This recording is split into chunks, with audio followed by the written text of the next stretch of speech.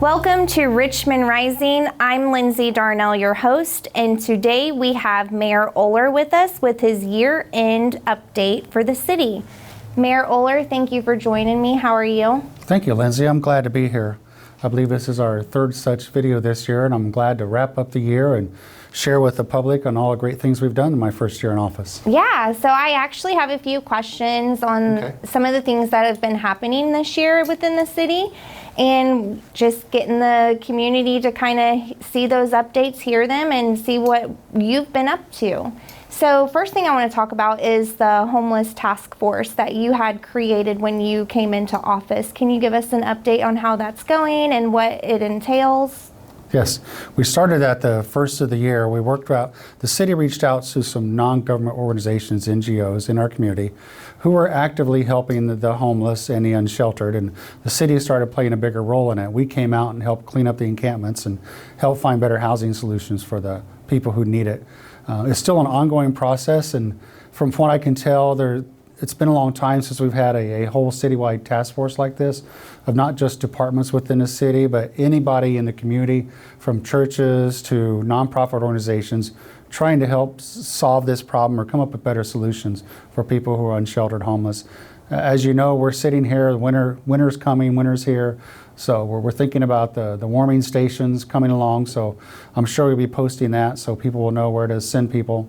Yeah, so I do know that Oak Park Church does offer a warming center, and that's always a great thing to have in our community. So another thing I want to talk about is the Richmond Police Department. You know, we've already talked about PACT, police and community together, and they have recently came up with a new engagement with the community. Can you tell us a little bit about that?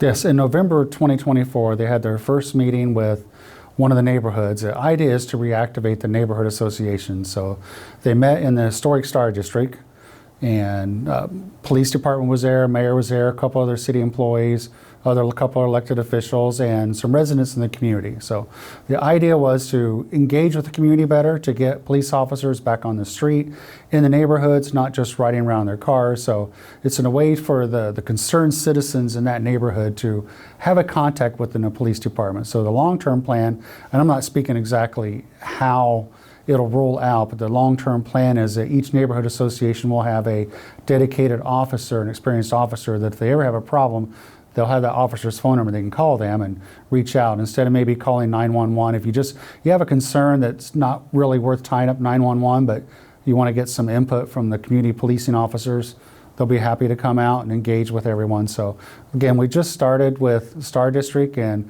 next year in 2025, we'll be reaching out into other neighborhood associations too, to bring back this kind of a neighborhood policing model. Okay, great. I think that's a great thing, and I hope my neighborhood gets involved with it. Yes, mine too. So another issue that I'm sure everyone is waiting to hear an update on is the former Elder Bierman. So I know they recently took down the skywalk, and they're going to be starting the demolition this month, but let us know how the skywalk demolition went. Okay. Well, the first phase of demolition, as you mentioned, was the skywalk, and it happened rather quickly. You know, they had permission from the Board of Works to block the street for up to a week, but they knew it would only take a day or two. They just wanted to have a block of time just in case it took longer than usual. But O'Rourke Wrecking out of Cincinnati is leading this project, and they have experience in these kind of properties. They recently did a skywalk similar to this in Cincinnati, and I guess it was down in 3 hours, and the street was reopened before the day was over, and it came down safely and quietly. So one of the things that's great about what we're doing with the Elder Bierman demolition is we're recycling as many materials as possible. All the concrete will be ground up and put back into the built environment as roads and concrete and buildings, and also the steel inside there. All the steel will be recycled too. We're not just taking all this stuff to the landfill. We're going to reuse as much as possible. So to that end, the public should note that we've allowed them to operate Monday through Friday from 7 a.m. to 5 p.m. Those are their limited hours of making noise and bringing down the building, and it's a whole program in place to mitigate dust, so you'll see water spray constantly. There'll be times when some of the side streets may be closed again, but there'll be a couple of weeks notice, and I'm sure you'll post that when it happens. So when the wall along 6th Street comes down, they'll have to close it for a time. When the wall along Main Street comes down, they'll have to close it for a time. One of the concerns is the Sweet Blessings building is only 3 inches away from the Elder Bierman building. That was the first building to survive this explosion in 1968. And there's wallpaper in there dating from the 1850s. So if you were able to look closely at the Sweet Blessings building, it's 3 stories, 2 stories, and 1 story. So the demolition of the Elder Bourbon building, because it's so close, there's a time in November and a little bit in December where they're out, but they're able to do their baking and still supply cakes and pies and breads to people in the community, just not necessarily have their retail store in the front. So they were at another location in December for a short time. So we're monitoring that situation closely. O'Rourke has taken a lot of precautions to make sure that when that wall next to Sweet Blessings comes down, that it doesn't interfere or fall on their building. So a lot of extra precautions taken there. And the rest of the building, of course, precautions are taken everywhere. But if you saw that the heavy equipment there, the excavator, the one excavator is so large, the track hoe, that they had to bring the tracks on another semi because it wouldn't fit down a highway. I've never seen one that big. So Wow. they know what they're doing, and they have a lot of experience doing this, so very few concerns there. Well, I think that's amazing how quickly they were able to take the skywalk down, and I think it's great how the city and Main Street organization and O'Rourke are coming together to help Sweet Blessings so they're not completely out of business. They're working with them. I think it's great that they're able to work with them in that way. And the history that you just gave us about that being the building, the standing when the explosion happened. That's the first building to survive. Yes. I did not know that. So that's something, you learn something new every day. There's a lot of history there. So Yes. can't wait. When Elder Bourbon was put up in 1973, and once it's down and you see this really nice brick wall on the west side, you'll understand how nice downtowns can be again. And that's our goal, to revitalize Richmond through the Lilly Foundation grant and partnership with Earlham College. Revitalize Richmond.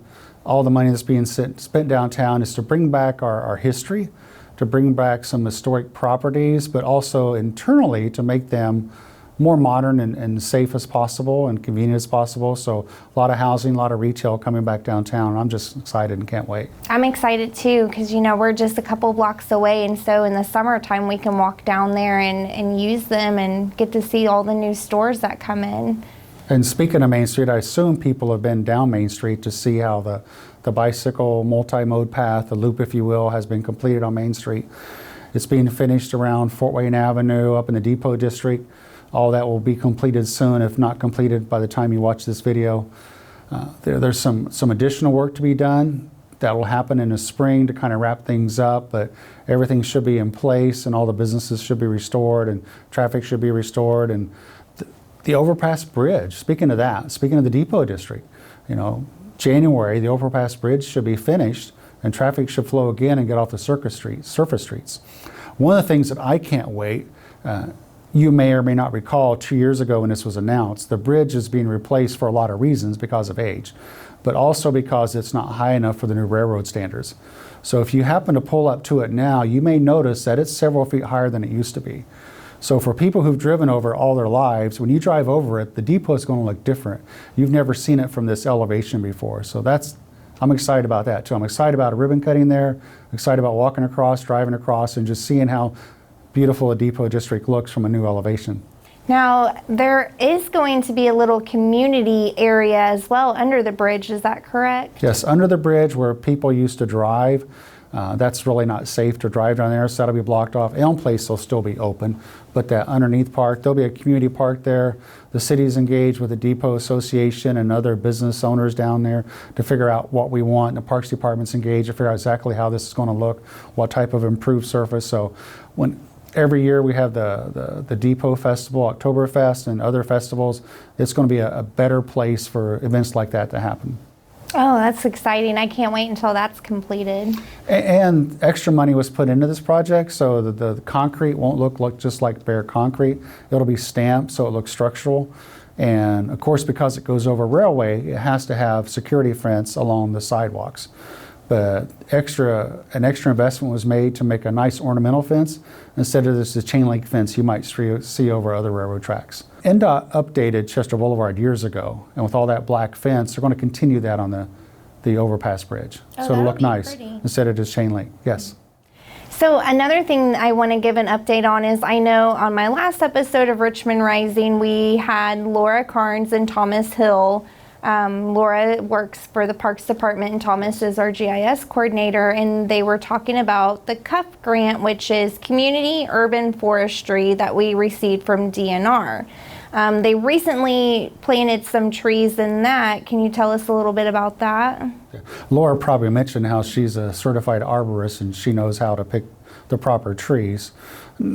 Not that other people haven't picked the proper trees, but going forward, we're making sure we put trees in places that make sense. So trees that it will take 100 years before they might damage a sidewalk. So one of the things we're doing right here in City Hall is we're planting the Indiana state tree, the tulip tree.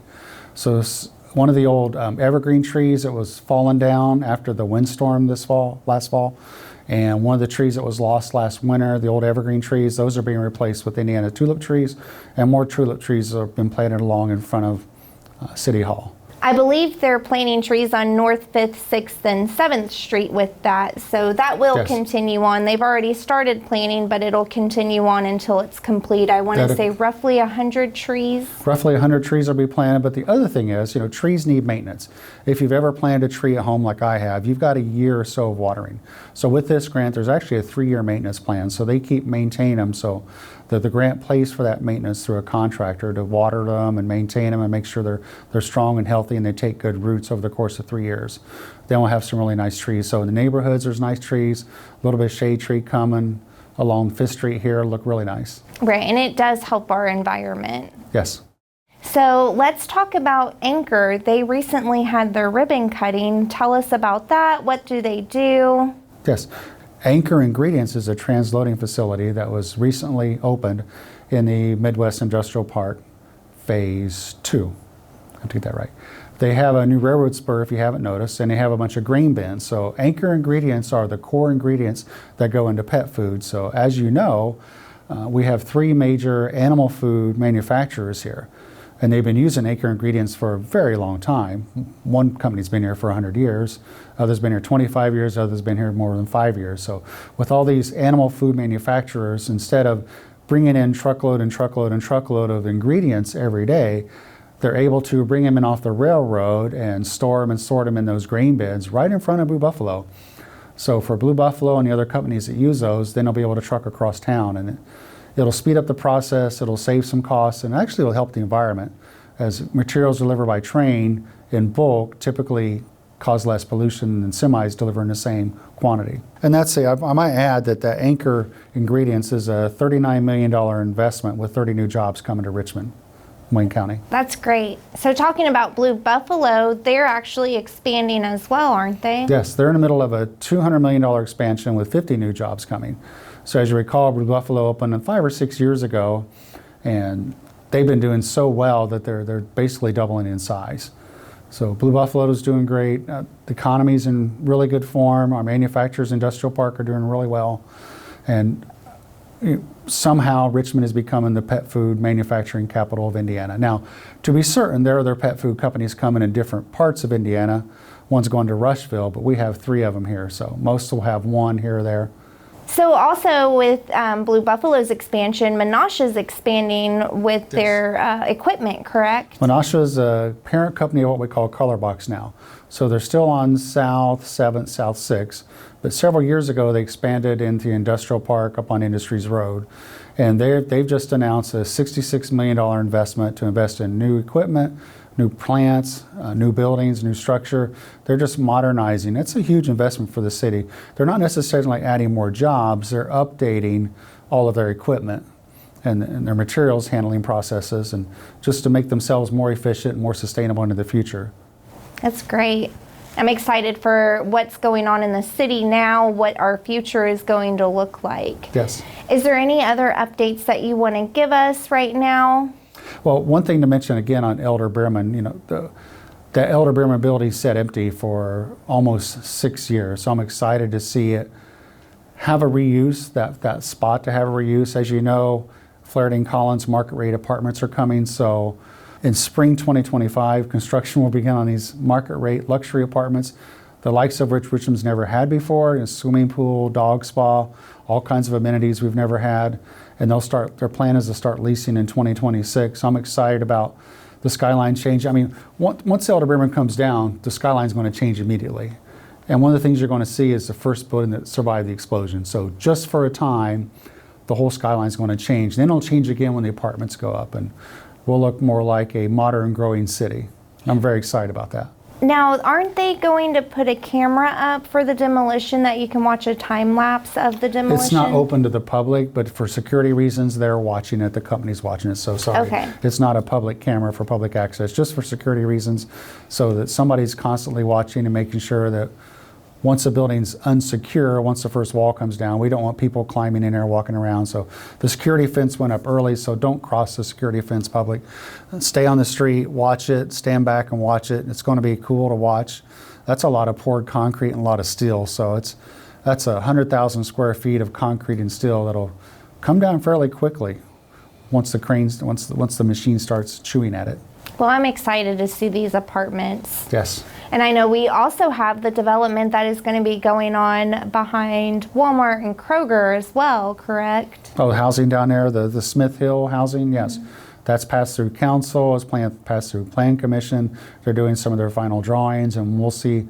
They should be moving dirt in the spring also for housing.